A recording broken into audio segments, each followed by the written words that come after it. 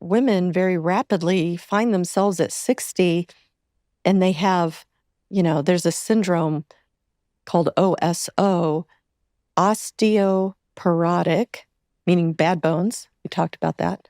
Sarcobesity, loss of bone, loss of muscle, gain of fat. You've got all three things. And the morbidity and mortality of being osteosarcobesity is 3 times what it would be if you had one alone.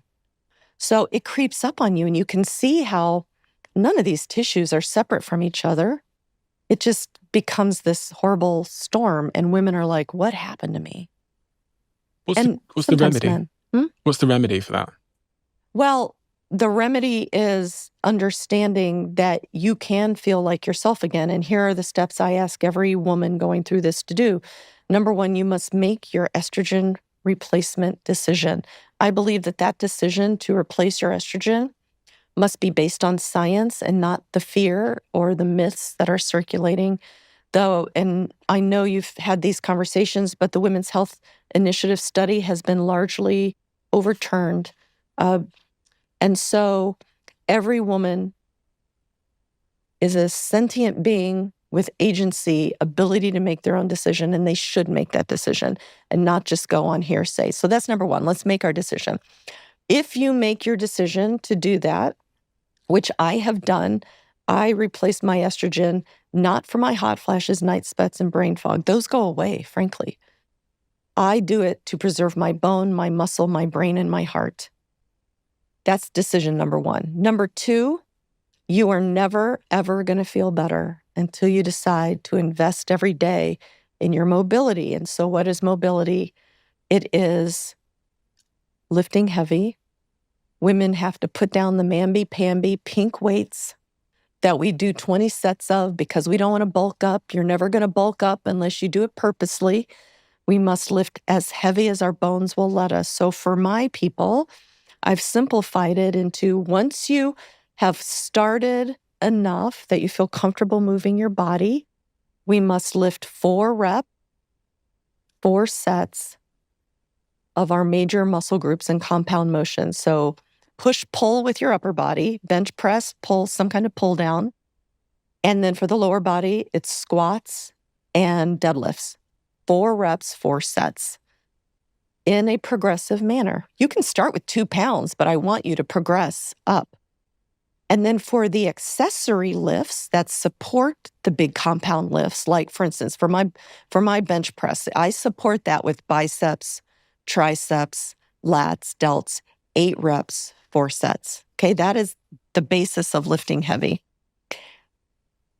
The other thing we need to do is do our cardiovascular training with 80% base training, which is lower heart rate. I mean, everybody's talking about zone 2. I happen to, in the place where my office is, we have a metabolic lab that was built by Inigo San Martino, who's the guru of zone 2.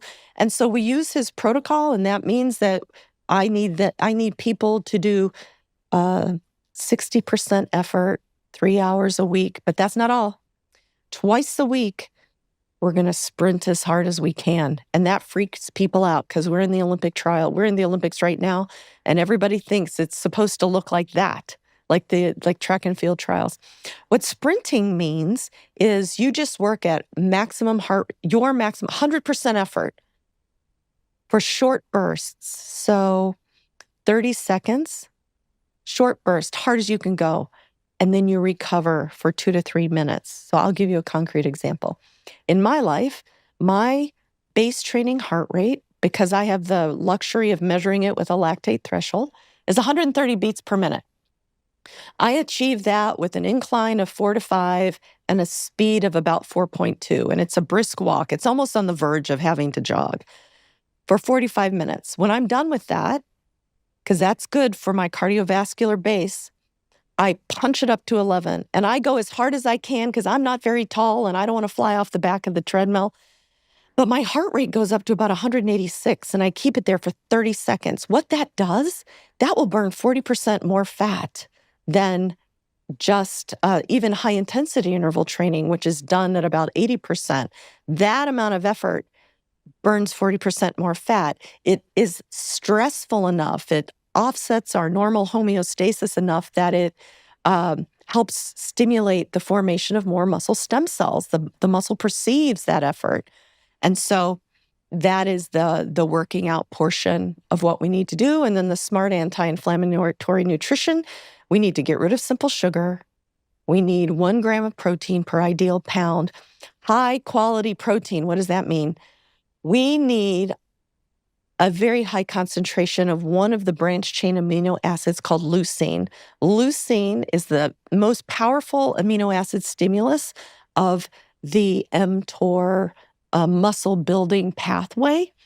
Leucine is found in highest percentages in whey protein. So you can get it from plant protein, but just in much lower percentages. Whey has about 10% leucine. And we know that's important to nature because mother's milk is mostly whey, which means it has the highest amount of leucine as we're trying to grow muscle in our babies, right?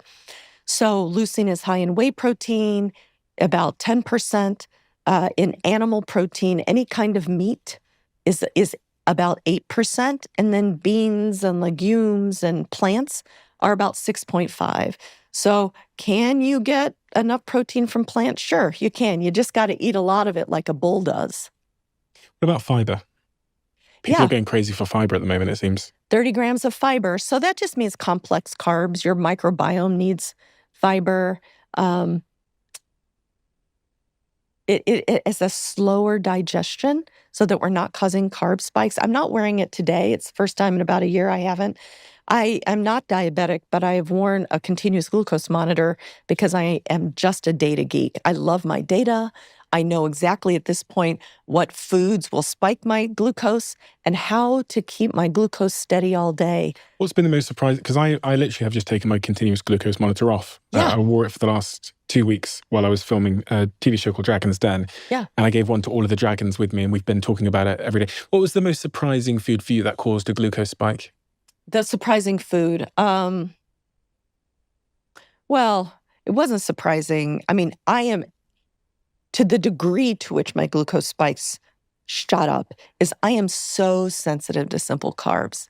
I can't even look at a simple carb, and it goes up to 165, which our body is meant to respond to spikes. I'm not saying that you have to live like this, because I have also found that when I only ate protein or most very low carbs, that I was so low energy, I would be slogging through my clinics, and I could feel I needed energy. So now I've added sourdough to my breakfast, knowing that I'll get a small spike.